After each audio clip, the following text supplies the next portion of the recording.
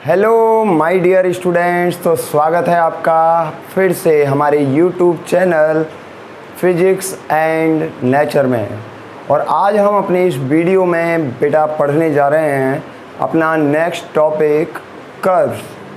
और कर्व्स में भी हम पढ़ेंगे बेटा वेलोसिटी एंड टाइम कर्व्स। तो हमारे इस वीडियो में बिल्कुल लास्ट तक बने रहिए और बेटा स्किप बिल्कुल मत करना, क्योंकि अगर आप स्किप करोगे तो इंटरेस्टिंग टॉपिक्स मिक्स कर दोगे, काफ़ी ज़रूरी जो बातें हैं वो आप मिस कर दोगे। तो वीडियो को स्किप करके बिल्कुल ना देखें, वीडियो को कंप्लीट देखें और लास्ट तक देखें। तो बेटा अब हम स्टार्ट करने जा रहे हैं वेलोसिटी टाइम कर्व्स। तो वेलोसिटी टाइम कर्व्स में हम सबसे पहले बात करेंगे बेटा कर्व्स फॉर यूनिफॉर्म वेलोसिटी के लिए, for uniform velocity, curves for uniform velocity. इस कर्व में क्या होने वाला है बेटा, इसमें जो वेलोसिटी है ना वो यूनिफॉर्म रहने वाली है, मतलब वेलोसिटी कांस्टेंट रहने वाली है।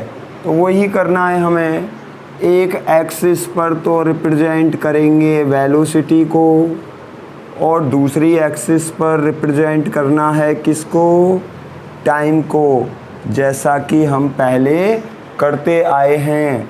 तो एक्स एक्सिस पर मैं रिप्रेजेंट कर रहा हूँ टाइम को, इसमें टाइम को शो किया है, और वाई एक्सिस पर शो किया है हमने वेलोसिटी को। तो ठीक है बेटा, इतना कर लिया।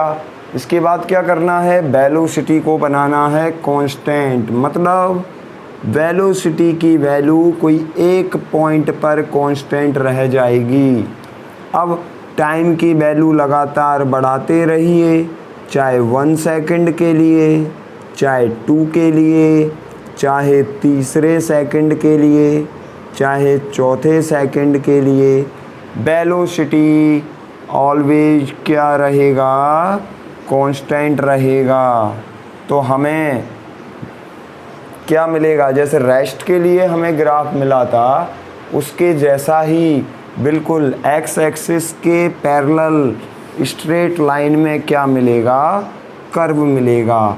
तो हमें ऐसा कर्व मिलने वाला है, बिल्कुल स्ट्रेट लाइन, ठीक है ना, एक्स एक्सिस के पैरेलल, जिसमें 0 सेकंड पर भी वेलोसिटी है, 1 सेकंड पर भी देखा जाए तो वेलोसिटी वही भी है, 2 सेकंड के लिए देखोगे तो वेलोसिटी वही भी है।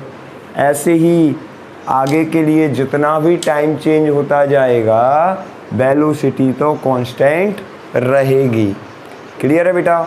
अब देखिए, अब इसमें आगे बात करते हैं थीटा की, इसके स्लोप की बात करते हैं हम। ऐसे देखना बेटा, ये जो बीटी कर्व है, जो वेलोसिटी और जो टाइम कर्व होते हैं उनका स्लोप रिप्रेजेंट करता है एक्सेलरेशन को।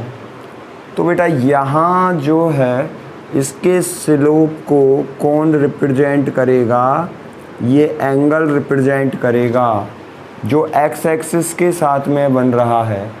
पैरेलल लाइन है इसलिए एक्स एक्सिस के साथ में कितना एंगल क्रिएट करेगी, 0 डिग्री का एंगल क्रिएट करेगी। तो इसका स्लोप क्या बनेगा कर्व का, ये जो स्लोप होता है ना कर्व का वो रिप्रेजेंट करेगा किसको, एक्सेलरेशन को। तो m को हम a के इक्वल लिखेंगे और बेटा इज इक्वल टू, स्लोप कैसे निकालते हैं, कोई भी लाइन है उसका स्लोप लिखा जाता है tan थीटा से। थीटा यहाँ कितना है, 0 डिग्री है, तो tan 0 रख दिया, और tan 0 की वैल्यू क्या आने वाली है, 0। तो इस कर्व के लिए जो एक्सेलरेशन रहेगा ना, इस कर्व से एक्सेलरेशन क्या निकल कर आया, 0 निकल कर आया। यही थ्योरेटिकल होता है बेटा, ये तो ग्राफिकली निकला 0। थ्योरेटिकल भी क्या होता है कि जो कांस्टेंट वेलोसिटी होती है उससे अगर कोई पार्टिकल ट्रैवल करता है तो उसका एक्सेलरेशन हम क्या लिखते हैं, 0 लिखते हैं। तो बाई कर्व एंड थ्योरेटिकली जो एक्सेलरेशन है वो क्या निकल कर आया, वो 0 ही निकल कर आया। तो बेटा इसका यहाँ तक स्क्रीनशॉट ले लीजिए। फिर आगे बात करते हैं हम किसकी, इसके एरिया की। इसका जो एरिया होगा वो एरिया बेटा वो रिप्रेजेंट करेगा किसको, इस वीटी कर्व का जो एरिया होता है वो डिस्प्लेसमेंट को रिप्रेजेंट करता है। जैसे मान लो मैं यहाँ 1 और 2 सेकंड के लिए 1 से 2 सेकंड के लिए अगर मैं क्या फाइंड आउट करूँ, इस कर्व का एरिया फाइंड आउट करूँ, ये वाला पार्ट 1 से 2 सेकंड के लिए हम क्या निकाल रहे हैं, एरिया निकाल रहे हैं। तो एरिया कितना आना है, वही ये यहाँ से यहाँ तक, ये मैं एक टाइम इंटरवल मान के चल रहा हूँ, वैल्यूओं की बात नहीं कर रहा हूँ, मैं वैल्यूज की बात नहीं कर रहा हूँ। मान लो यहाँ से यहाँ तक टाइम लग रहा है कितना, डेल टी। वेलोसिटी यहाँ से यहाँ तक कितनी है, वेलोसिटी है बेटा v। तो वेलोसिटी तो है v और ये टाइम इंटरवल है t। ये एक रेक्टेंगल बन रहा है बेटा। ये जो एरिया है ना इसका, area of curve, area of curve जो बीटी कर्व होता है उसका एरिया रिप्रेजेंट करेगा किसको, इसका एरिया रिप्रेजेंट करेगा, वो करेगा बेटा डिस्प्लेसमेंट को। तो देखो वीटी कर्व है, एरिया हम फाइंड आउट करेंगे। तो ये जो रेक्टेंगल है इसका एरिया लिखना है हमें। रेक्टेंगल का एरिया क्या बनेगा, लेंथ इंटू विड्थ। लेंथ कितनी हो गई, इसको लेंथ कंसीडर कर लो, इसको विड्थ कंसीडर कर लो। लेंथ तो हो गई डेल टी, चाहे लेंथ इसको मान लो, v हो गई लेंथ और डेल टी क्या हो गया बेटा, ये विड्थ हो गई। एरिया क्या निकल के आ रहा है, वेलोसिटी इनटू टाइम इंटरवल। क्या लिखते हैं, देखो हम यही तो लिखते हैं कि displacement upon time interval, displacement del x upon del t क्या लिखा जाता है, ये v लिखा जाता है। तो यहाँ से डेल एक्स क्या बनेगा, v डॉट डेल टी लिख सकते हैं, लिख सकते हैं ना। और डेल एक्स है उसको मैं एक सिंबल से s रिप्रेजेंट कर रहा हूँ। तो s फॉर डिस्प्लेसमेंट है बेटा। इस तरीके से v डॉट डेल टी की वैल्यू थियोरेटिकली क्या निकल कर आती है, s डिस्प्लेसमेंट। तो v डॉट डेल टी ये क्या बन गया, ये डिस्प्लेसमेंट बन गया। तो जब हम बेटा इसको मल्टीप्लाई करेंगे डिस्प्लेसमेंट आ गया। तो एरिया ऑफ कर्व क्या रिप्रेजेंट करेगा, वीटी कर्व का एरिया रिप्रेजेंट करने वाला है किसको, डिस्प्लेसमेंट को। बाय थियोरेटिकल एस हम बी डॉट डेल टी ही रिप्रेजेंट कर, ये बी डॉट डेल टी ही लिखते हैं। तो यहाँ से एरिया हमने भी क्या निकाला, वी डॉट डेल टी निकाला, जो किसके इक्वल हो गया, डिस्प्लेसमेंट के। तो हम कह सकते हैं कि जो वेलोसिटी और जो टाइम है उसका जो एरिया है, वेलोसिटी और टाइम का एरिया, वो डिस्प्लेसमेंट को रिप्रेजेंट करेगा। तो अब बेटा ये तो था यूनिफॉर्म वेलोसिटी, यहाँ तक स्क्रीनशॉट ले लीजिए। ये तो था यूनिफॉर्म वेलोसिटी के लिए। अब हम आगे बात करने जा रहे हैं नॉन यूनिफॉर्म वेलोसिटी के लिए कर्व। तो बेटा आगे चलते हैं फिर। हाँ तो बेटा अब बात करते हैं हम नॉन यूनिफॉर्म वेलोसिटी के लिए कर्व की।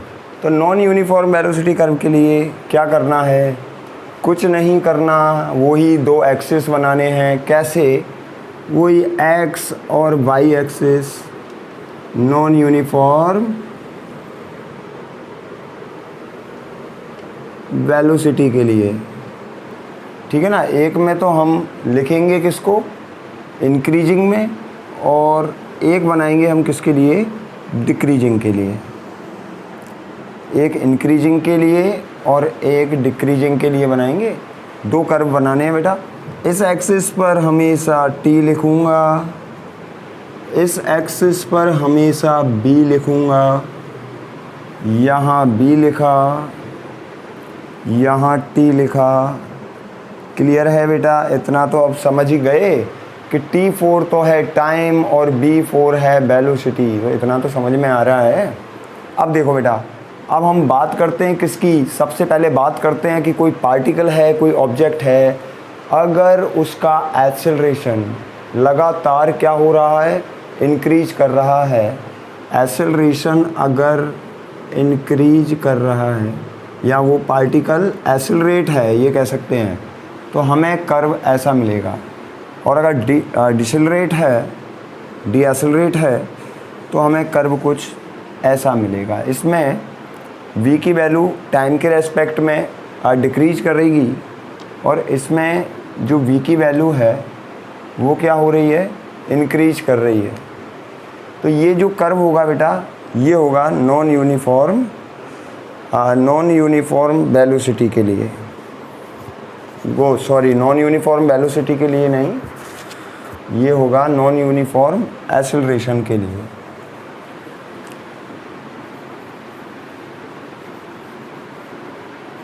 एक यूनिफॉर्म और नॉन यूनिफॉर्म एक्सेलरेशन के लिए बनता बेटा। यहाँ गलती से वेलोसिटी रह गया, तो ये कर्व तो बन रहा है बेटा नॉन यूनिफॉर्म एक्सेलरेशन के लिए, और ये बनेगा यूनिफॉर्म एक्सेलरेशन के लिए। क्लियर है? तो यहाँ एक्सेलरेशन क्या होगा, डिक्रीज करेगा क्योंकि वेलोसिटी की वैल्यू बढ़ रही है। यहाँ एक्सेलरेशन क्या करेगा, वहाँ तो इंक्रीज करेगा। और यहाँ अब हम आगे बात करते हैं यूनिफॉर्म एक्सेलरेशन के लिए कर्व की। तो यूनिफॉर्म एक्सेलरेशन के लिए कर्व जो बनेगा, बीटी कर्व, वो इस तरीके से मिलेगा बेटा। हमें एक ऐसे स्ट्रेट लाइन मिलेगा सीधी। ये जो स्ट्रेट लाइन होगी ये किसी भी एंगल पे होगी, मान लो थीटा पर, ये किसी एंगल थीटा पर होगी। अगर हम अब इसके लिए हम स्लोप निकालें तो देखो स्लोप कैसे निकलेगा। हम ये मान लेते हैं कि यहाँ पर टाइम कितना हो रहा है, यहाँ टाइम t हो रहा है और t टाइम पर वेलोसिटी कितना है, b है। t टाइम पर वेलोसिटी हमने कंसीडर कर लिया कितना, b वेलोसिटी। अब क्या करना है, देखो ये तो बन गया अल्टीट्यूड, ये अल्टीट्यूड बन गया जिसकी लेंथ कितनी हो गई बेटा, b। और ये क्या बन गया, ये बेस बन गया। इसकी लेंथ यहाँ से यहाँ तक कितनी होगी बेटा, t के इक्वल होगी ना। किसके इक्वल होगी, t के इक्वल होगी। यहाँ से यहाँ तक जो लेंथ होगी वो बेटा t होगी इसकी। ये लो यहाँ शो कर दिया, ये लेंथ कितनी है, ये t लेंथ है। अब देखो इसका स्लोप निकालो, slope of the curve, slope of the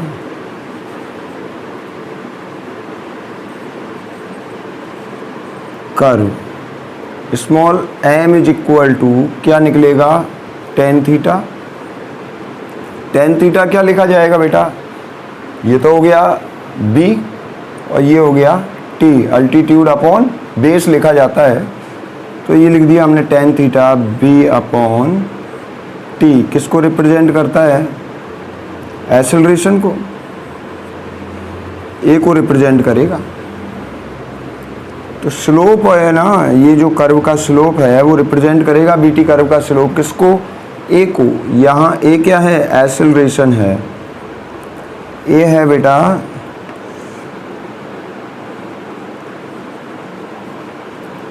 acceleration. तो ए को रिप्रेजेंट कर रहा है, बीटी कर्व का स्लोप रिप्रेजेंट कर रहा है किसको, ए को, एक्सेलरेशन को। क्लियर है बेटा यहाँ तक। अब इसका एरिया फाइंड आउट कीजिए। एरिया क्या निकलेगा, देखो ये ट्राइंगल का एरिया फाइंड आउट करना है। वही है भाई, बीटी कर्व का जो एरिया है वो किसको रिप्रेजेंट करना चाहिए, वो डिस्प्लेसमेंट को रिप्रेजेंट करना चाहिए। तो एरिया क्या बनेगा, देखो एरिया निकाल सकते हैं यहाँ से, area of curve is equal to, triangle बन रहा है ना, क्या बन रहा है बेटा, ट्राइंगल बन रहा है। तो देखो ट्राइंगल कैसे बन रहा है, ये बन रहा है, ट्राइंगल का फॉर्मूला बनेगा 1/2 बेस इंटू हाइट। बेस कितना हो गया, बेस हो गया t और हाइट कितनी हो गई, v हो गई। तो 1/2 v इंटू टी क्या बनेगा बेटा, एरिया 1/2 b इंटू टी, ये एरिया बनेगा। नहीं कुछ मिसिंग है बेटा, कुछ मिसिंग लग रही है, क्योंकि इसका जो इनिशियल वेलोसिटी है वो तो है 0, इनिशियल वेलोसिटी तो है इसका 0। इसको इस तरीके से कर्व है ना, AT², 1 मिनट,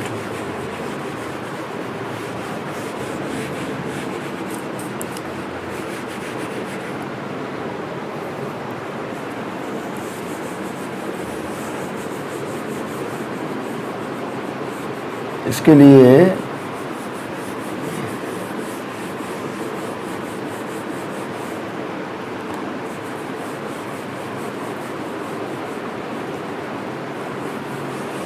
एरिया निकालते हैं। देखो एरिया क्या बनेगा, 1/2 b इंटू टी, ये बनना चाहिए बेटा।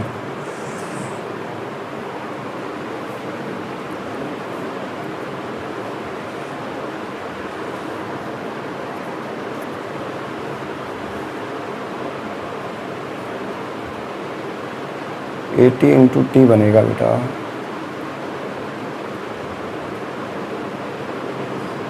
हाँ इसको देखो ऐसे लिख सकते हैं बेटा, 1/2, इसको तो लिख दिया हमने v इंटू टी, ऐसे लिखा,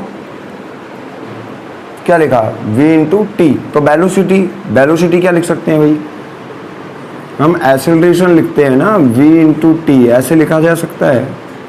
तो यहाँ से v को मैं क्या लिख सकता हूँ, AT लिख सकता हूँ। वेलोसिटी को क्या लिख सकता हूँ, AT, एक्सेलरेशन इनटू टाइम। तो v को मैंने क्या लिखा,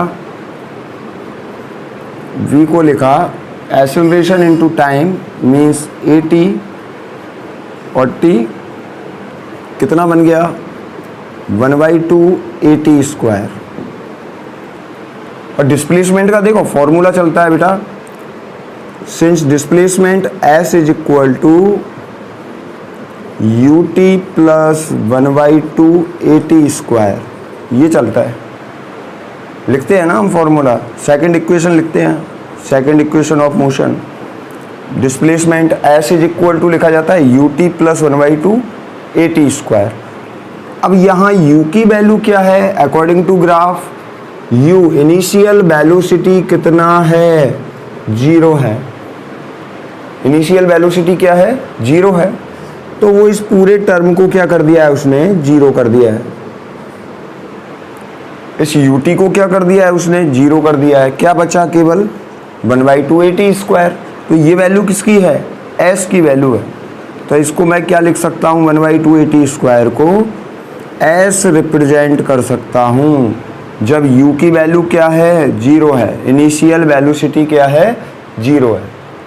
तो क्लियर है बेटा। यहाँ से वो क्या है, अगर ऐसे हम इसको शो करते तो बिल्कुल एक्यूरेट आता है, इस तरीके से हम इसको शो कर देते, मतलब कुछ ना कुछ इनिशियल वेलोसिटी शो कर देते और कुछ इसकी फाइनल वेलोसिटी शो कर देते, तब वो क्लियर निकल के आ जाता है।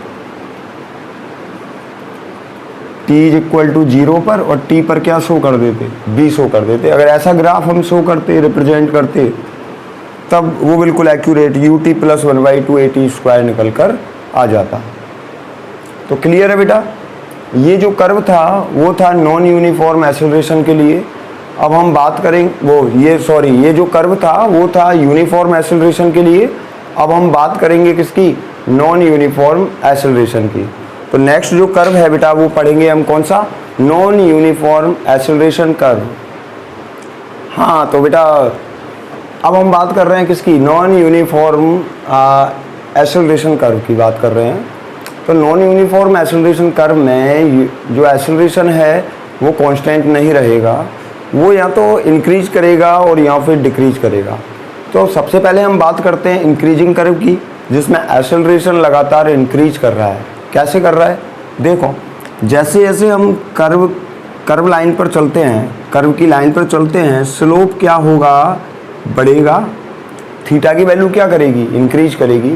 और जो स्लोप है वो रिप्रेजेंट कर रहा है किसको बेटा, स्लोप रिप्रेजेंट कर रहा है एक्सेलरेशन को।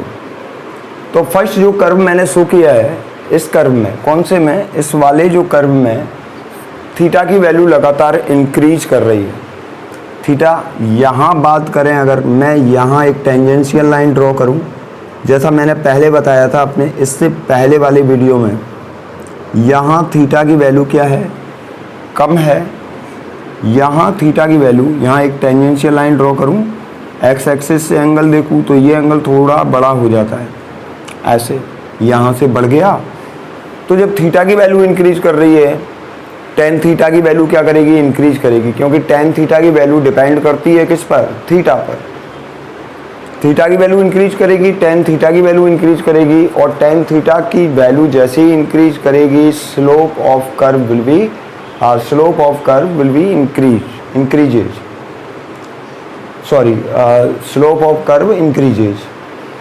तो बेटा जो स्लोप है कर्व का वो लगातार क्या होगा, इंक्रीज होगा, थीटा की वैल्यू जब इंक्रीज करेगी। और अगर थीटा की वैल्यू क्या हो रही है, डिक्रीज कर रही है, मीन्स यहाँ स्लोप क्या है, ज़्यादा है, ग्रेटर है। जैसे जैसे आगे बढ़ते हैं स्लोप क्या होता जाता है, कम होता जाता है, और आगे बढ़ोगे स्लोप कितना हो गया, जीरो हो गया। एंगल जीरो हो गया तो स्लोप भी क्या हो गया, जीरो। तो ये कर्व रिप्रेजेंट करेगा घटते हुए एक्सेलरेशन को, और ये कर्व रिप्रेजेंट करेगा बढ़ते हुए एक्सेलरेशन को। इसके लिए भी वैसे ही हम एंगल देखेंगे, स्लोप देखेंगे। एक टेंजेंशियल लाइन ड्रॉ की, उसका एंगल देख लिया एक्स एक्सिस से, यहाँ ज़्यादा होगा।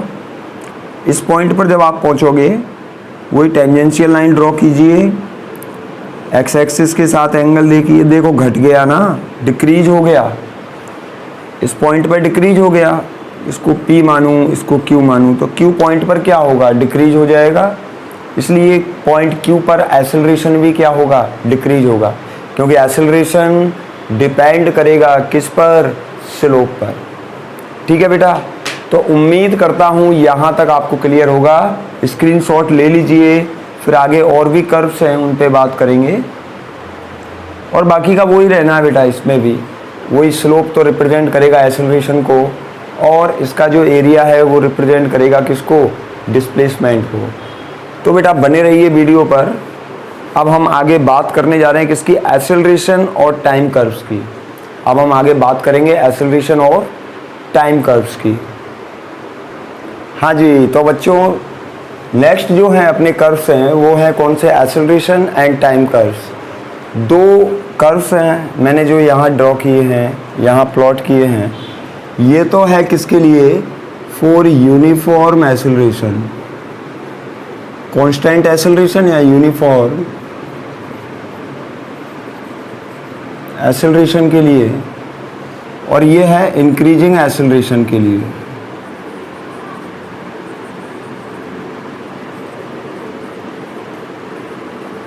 जिसमें एक्सेलरेशन क्या कर रहा है, लगातार इंक्रीज कर रहा है। तो ये तो इंक्रीजिंग के लिए हो गया ये कर्व, और ये कर्व हो गया बेटा यूनिफॉर्म एक्सेलरेशन के लिए, जिसमें टाइम के रेस्पेक्ट में एक्सेलरेशन कांस्टेंट बना हुआ है। देखो ना तो ऊपर जा रहा है ना नीचे जा रहा है कर्व, तो एक्सेलरेशन की वैल्यू ना तो डिक्रीज कर रही है और ना ही इंक्रीज कर रही है। एक्सेलरेशन कांस्टेंट बना हुआ है किसमें, कर्व फर्स्ट में, और कर्व सेकंड में जो एक्सेलरेशन है वो लगातार क्या कर रहा है, वो इंक्रीज कर रहा है। हर एक पॉइंट पर एक्सेलरेशन इंक्रीज हो रहा है। इसकी बात करें बेटा फर्स्ट इस कर्व की, तो इसके जो स्लोप है वो किसी भी क्वांटिटी को रिप्रेजेंट नहीं करते हैं। यहाँ हम अगर इसका एरिया फाइंड आउट करें, ये मान लिया मैंने टाइम t1 है, ये मान लिया टाइम t2 है, तो इसका जो एरिया है कर्व का यहाँ से यहाँ तक के लिए ये ए हो गया एक्सेलरेशन, और ये टाइम हो गया यहाँ से यहाँ तक t2 माइनस t1, एक टाइम इंटरवल होगा t1 से t2 तक। तो ये जो एरिया है, एरिया ऑफ कर्व रिप्रेजेंट, क्या रिप्रेजेंट करता है भाई, एरिया फाइंड आउट करेंगे, वही रेक्टेंगल का एरिया है। क्या लिखेंगे, ए t2 माइनस t1, या इसको लिख सकते हैं ए डेल टी, और एक्सेलरेशन और टाइम इंटरवल क्या बन जाता है बेटा, चेंज इन वेलोसिटी। तो ये बनेगा ए डॉट डेल टी, क्या बन जाएगा, चेंज इन वेलोसिटी। तो जो एरिया है एटी कर्व का वो रिप्रेजेंट करता है चेंज इन वेलोसिटी को। यही तो लिखते हैं हम भाई, एक्सेलरेशन ऐसे तो लिखा जाता है, देखो एक्सेलरेशन लिखा जाता है change in velocity with respect to time interval. तो यहाँ से हम चेंज इन वेलोसिटी को ए डॉट डेल टी लिख सकते हैं, यहीं से लिखा है इसको, क्लियर है बेटा। तो यहाँ से लिखा है हमने इसको, ए डॉट डेल टी को क्या लिख दिया, डेल वी। तो हम यहाँ से ये मालूम कर सकते हैं, हमें ये पता लग जाता है कि ये जो कर्व है ना, एटी जो कर्व है, एटी कर्व का जो एरिया है वो रिप्रेजेंट करेगा किसको, चेंज इन वेलोसिटी को। ऐसे ही यहाँ के लिए निकाल सकते हैं हम, इसका एरिया फाइंड आउट कर लें। मान लो यहाँ से यहाँ तक टाइम कितना हो गया, टी हो गया, ये क्या हो गया बेटा, ये एक्सेलरेशन हो गया, यहाँ से यहाँ तक क्या बनेगा, ट्रायंगल का एरिया 1/2 AT, कितना बन जाएगा, 1/2 A इंटू टी। तो इसका भी जो एरिया है वो किसको रिप्रेजेंट करेगा, वो रिप्रेजेंट करेगा चेंज इन वेलोसिटी को। तो बेटा यहाँ तक तो हम पढ़ चुके हैं, किन को, कर्व्स के बारे में हम पढ़ चुके हैं। काफ़ी तरीके के कर्व्स मैंने आपको एक्सप्लेन किए थे। अब हम आगे फाइंड आउट करेंगे किसको, हम जो अपने जो इक्वेशंस थी मोशंस की, उन तीनों इक्वेशंस को फाइंड आउट करेंगे। और किससे फाइंड आउट करेंगे, वो हम कर्व से फाइंड आउट करेंगे। मतलब वेलोसिटी और जो टाइम कर्व है उससे हम तीनों इक्वेशंस को डेराइव करेंगे। तो बेटा बने रहिए वीडियो में। अब हम बात करने जा रहे हैं किसकी, अब मोशन, इक्वेशंस ऑफ मोशन की बात करने जा रहे हैं, और वो हम फाइंड आउट करेंगे ग्राफिकली मेथड से। ठीक है बेटा। हाँ तो बेटा अब हम फाइंड आउट करने जा रहे हैं equations of motion using VT curve, velocity and time curve का यूज करके, और हम इक्वेशंस फाइंड आउट करेंगे किसकी, मोशन की। और इसी को हम बोल देते हैं ग्राफिकली मेथड। एक मेथड अपना क्या था, एक मेथड था बेटा अपना कैलकुलस मेथड था, जिससे हम पहले फाइंड आउट कर चुके हैं इक्वेशंस ऑफ मोशन। और ये मेथड रहेगा अपना ग्राफिकली मेथड। ग्राफिकली मेथड से फाइंड आउट करने के लिए सबसे पहले तो आपके दिमाग में एक इमेज बनना चाहिए। क्या इमेज बनना चाहिए कि मोशन किस तरीके से हो रहा है। तो उसके लिए बेटा मैं एक डायग्राम शो कर रहा हूँ यहाँ पर, फिर उसके बेसिस पर हम क्या करेंगे, फिर हम ग्राफ प्लॉट करेंगे उसके बेसिस पर। तो अब देखिए बेटा, हम ये मान लेते हैं कि ये कोई ऑब्जेक्ट है। सबसे पहले ये देखिए, कोई बॉल हो सकता है, ये मान लिया कोई क्या है, ऑब्जेक्ट है, और ये मोशन कर रहा है इस डायरेक्शन में एक कांस्टेंट एक्सेलरेशन से। इसका जो एक्सेलरेशन है वो क्या है बेटा, कांस्टेंट है, मीन्स यूनिफॉर्म है। आई बात समझ में। ये जो ऑब्जेक्ट है इसका एक्सेलरेशन जो है वो क्या है, वो कांस्टेंट है। हम ये मान लेते हैं कि ये ए एक्सेलरेशन से क्या कर रहा है, मोशन कर रहा है, जो कि कांस्टेंट बना हुआ है। आई बात समझ में। अब देखिए क्या हो रहा है इसमें, आगे क्या हो रहा है, आगे देखो क्या हो रहा है। ये यहाँ पर सिचुएटेड है इनिशियली, और इसकी जो वेलोसिटी है वो u है, इनिशियल वेलोसिटी इसकी u है, और यहाँ टाइम कितना हो रहा है 0। यहाँ पर टाइम है बेटा 0 टाइम है, u इसकी इनिशियल वेलोसिटी है, और आफ्टर सम टाइम, ठीक है ना, एट टाइम t, कितने टाइम पर, t टाइम पर ये यहाँ पहुँच जाता है और इसकी वेलोसिटी हो जाती है b, और यहाँ पर टाइम कितना है बेटा t है, और ये इसकी इनिशियल पोजीशन है जिसको मैं x1 रिप्रेजेंट कर रहा हूँ, ये इसकी फाइनल पोजीशन है जिसको मैं x2 रिप्रेजेंट कर रहा हूँ। क्लियर है? या इसको x0 और x भी कंसीडर कर सकते थे, और इसको x2 माइनस x1 को मैंने डिस्प्लेसमेंट कंसीडर किया है और वो माना है s से। क्लियर है बेटा? तो ये सब कुछ हो रहा है यहाँ, ठीक है। अब इसके लिए कर्व बनाना है हमें, तो इसके लिए कर्व कैसे बनेगा बेटा, VT कर्व ड्रॉ कर रहे हैं हम, ग्राफिकली मेथड है, तो बिना ग्राफ बनाए तो पार पड़ने वाली नहीं है बेटा। ग्राफ तो हमें प्लॉट करना पड़ेगा। तो ये ग्राफ बना दिया मैंने,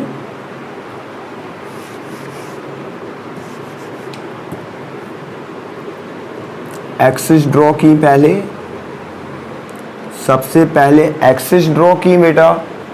ये एक्स एक्सिस जो रिप्रेजेंट करेगा टाइम को और ये रिप्रेजेंट करेगा वेलोसिटी को। तो मैंने कर्व ड्रॉ किया, वेलोसिटी एंड टाइम कर्व।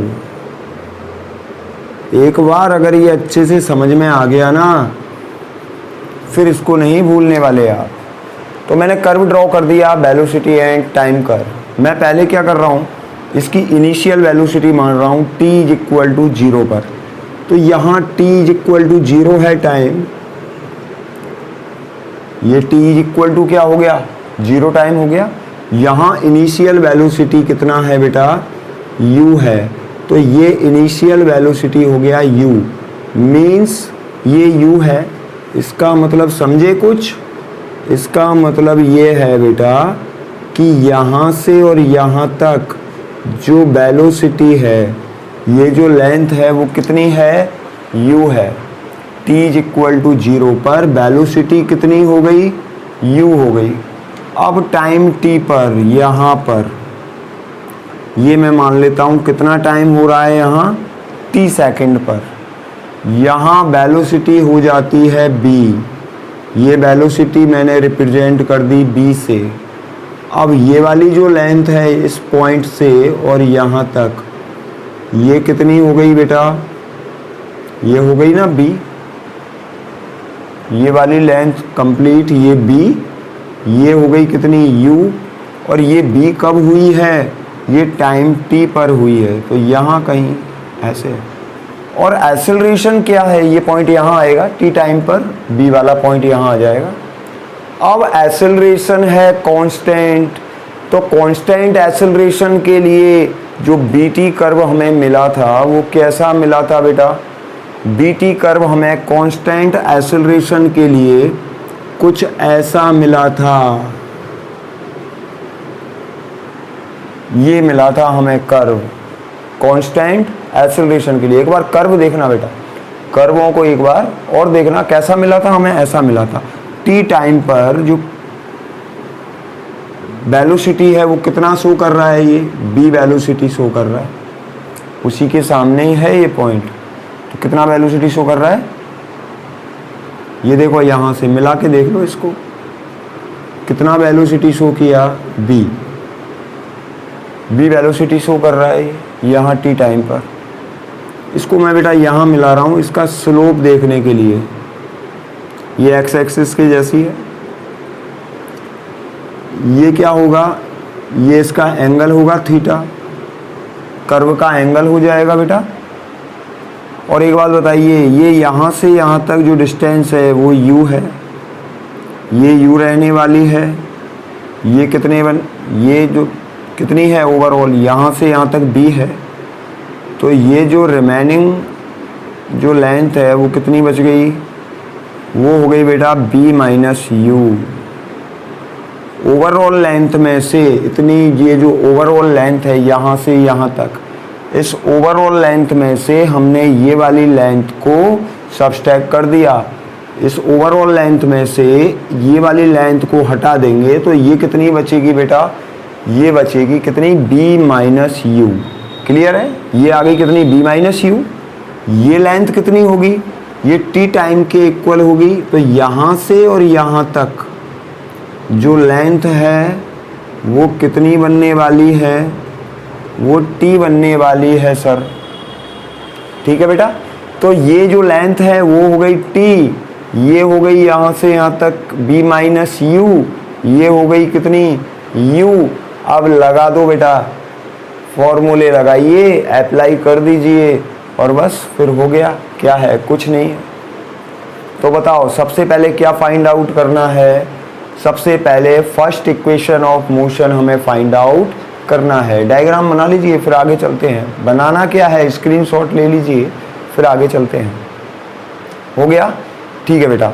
तो मैं इसको इरेज कर रहा हूँ, इस डायग्राम का कोई मतलब नहीं है, क्योंकि काम में तो आने वाला है कौन सा भाई, ग्राफ काम में आने वाला है, कर्व काम में आने वाला है।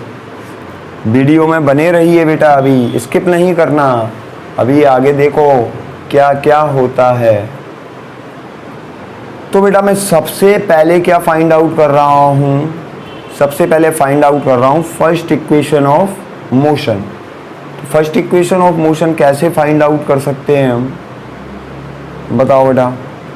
फर्स्ट इक्वेशन ऑफ मोशन हम किस तरीके से फाइंड आउट कर सकते हैं।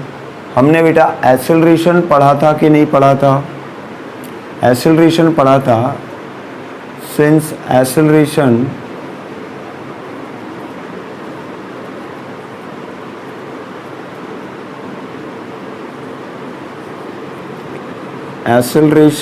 ए जो होता है बीटी कर्व का, वो एक्सेलरेशन क्या शो करता है, ये जो इसका स्लोप होगा कर्व का, वो एक्सेलरेशन को रिप्रेजेंट करता है। तो मीन्स स्लोप इसका किसको रिप्रेजेंट करेगा, एक्सेलरेशन को। टेन थीटा से लिखते हैं स्लोप। अब टेन थीटा निकाल लो बेटा, किससे, इस ट्रायंगल का यूज करके टेन थीटा फाइंड आउट कर लो।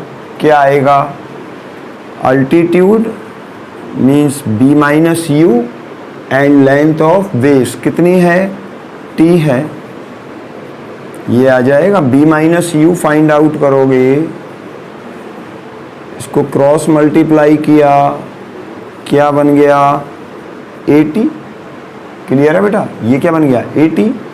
यहाँ से v क्या बनेगा, इसको ट्रांसफॉर्म किया u प्लस 80। तो क्लियर है बेटा, first equation of motion using graph. सबसे पहले क्या निकाला, बीटी कर्व का स्लोप फाइंड आउट कर लिया, और बीटी कर्व का स्लोप रिप्रेजेंट करता है किसको, एक्सेलरेशन को। कितना इजी था, स्लोप फाइंड आउट किया, और स्लोप फाइंड आउट करते ही क्या निकल गया, फर्स्ट इक्वेशन ऑफ मोशन। तो बेटा स्क्रीनशॉट ले लीजिए, फिर second equation of motion find out करते हैं। हो गया। अब देखो बेटा सेकंड इक्वेशन ऑफ मोशन वो कैसे फाइंड आउट करना है। तो second equation of motion find out करने के लिए हम क्या करते हैं भाई, हमें डिस्प्लेसमेंट निकालना होता है ना सेकंड इक्वेशन के लिए। Second equation s is equal to u t plus 1/2 AT square लिखा जाता है। तो उसके लिए हमें डिस्प्लेसमेंट फाइंड आउट करना है।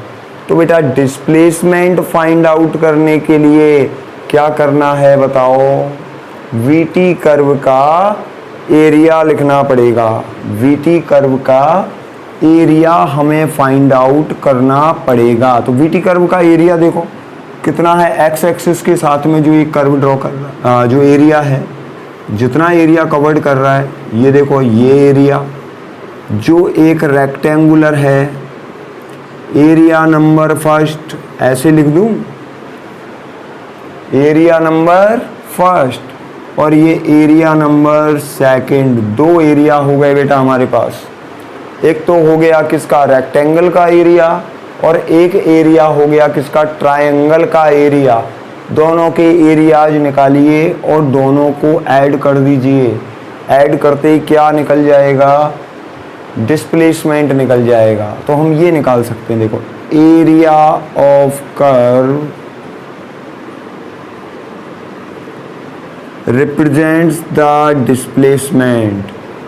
एरिया निकाल रहा हूँ, देखो बेटा ये रेक्टेंगल बन रहा है, रेक्टेंगल जो है उसका एरिया निकालते हैं लेंथ इंटू वेड्थ। तो ये इसकी वेड्थ और ये इसकी लेंथ, टी। लेंथ कितनी है, टी है, क्या निकल गया, यू टी प्लस ये एरिया हो गया इसका, और इसका क्या निकलेगा 1/2, क्या लिखते हैं बेटा 1/2 हाइट इंटू वेस्ट। वेस्ट वही टी है, हाइट कितनी है v माइनस यू, ये लिख दिया v minus you into T. और फर्स्ट इक्वेशन से v माइनस यू की वैल्यू क्या आने वाली है, सिंस ये s के इक्वल चलेगा, since v minus u is equal to a t, लिख सकते हैं v is equal to u plus a t से v minus u is equal to क्या लिखा, ए टी। इसकी जगह पुट कर दो ए टी, क्या आ जाएगा, ये बनेगा बेटा यू टी प्लस 1/2, ये बन गया ए टी, और टी से मल्टीप्लाई हो गया इज इक्वल टू एस, क्या बनेगा you t plus 1/2 a t square. तो ये डिस्प्लेसमेंट आ जाएगा। इसको और थोड़ा अच्छा करके लगा दें, ऐसे एस को पहले लिख देते हैं, आर एच एस को पहले लिख दिया, एल एच एस को बाद में लिख दिया, ठीक है। ये क्या आ गया, second equation of motion. Clear है बेटा, फर्स्ट इक्वेशन निकल गया किससे, वो निकल गया स्लोप से। सेकंड इक्वेशन निकला किससे, एरिया से सर। और फर्स्ट ये जो फर्स्ट और सेकंड जो एरियाज हैं ट्रायंगल के और रेक्टेंगल के, दोनों को ऐड कर दिया, दोनों को ऐड करते ही क्या निकल गया, डिस्प्लेसमेंट निकल गया। तो कुछ नहीं है बेटा इसमें, ठीक है। अब आगे देखो थर्ड इक्वेशन। हाँ तो बेटा थर्ड इक्वेशंस फाइंड आउट करने के लिए दो इक्वेशंस आ गई हमारे पास। एक इक्वेशन तो आ गई first equation of motion, v is equal to u plus a t, ये फाइंड आउट कर लिया। फिर हमने फाइंड आउट कर लिया s is equal to u t plus 1/2 a t square. दो इक्वेशंस निकल के आ गए। अब दोनों इक्वेशंस का यूज करके हम थर्ड इक्वेशन फाइंड आउट कर सकते हैं। तो ग्राफ का कोई यूज नहीं था, इसलिए मैंने ग्राफ को इरेज कर दिया। अब हम क्या करने वाले हैं बेटा, थर्ड इक्वेशन में t नहीं आता, टाइम का जो टर्म है वो आता ही नहीं है। तो टाइम के टर्म को हमें गायब करना है। कैसे करना है कि यहाँ से मैं फर्स्ट इक्वेशन से t की वैल्यू लिख सकता हूँ बेटा b माइनस यू वाई ए, ये t लिखा जा सकता है, लिख सकते हैं फर्स्ट इक्वेशन से। इसको ट्रांसफॉर्म किया, a से डिवाइड किया, क्या बन गया v माइनस यू अपॉन ए, ये t की वैल्यू आ गई। और ये t की वैल्यू मैं इस इक्वेशन में अगर पुट कर देता हूँ, अगर इस इक्वेशन में मैं t की वैल्यू पुट कर दूँ तो फिर क्या आ जाएगा, फिर थर्ड इक्वेशन आ जाएगा।